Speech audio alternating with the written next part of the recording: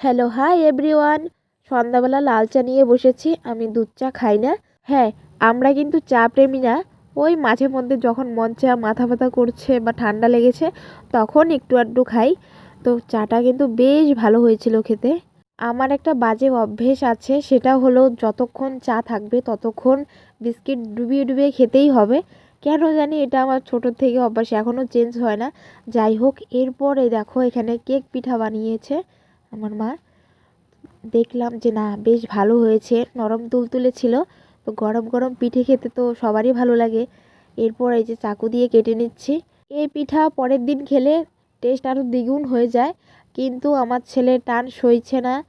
তো ঠাম্মিকে বলছি, ঠাম্মি আমাকে তাড়াতাড়ি কেটে দাও, আমি খাবো।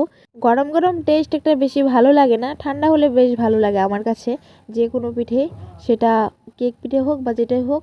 এরপর এখানে আছে এই কি বলে এগুলো, ক্ষীর না কি বানিয়েছে জানি না, এটা বলতে পারলাম না কি কি দিয়ে বানিয়েছে, কিন্তু দেখতে বেশ ভালোই লাগছে। আর সঙ্গে বানিয়েছে গরম গরম সাদা পিঠে। তো তোমরা কে কি বলো এটাকে? আমরা তো বলি সাদা পিঠে। এখন খাবো। সবই তো কম বেশি ভালো হয়েছে, তো সাদা পিঠেটা একটু লবণটা বেশি হয়েছে।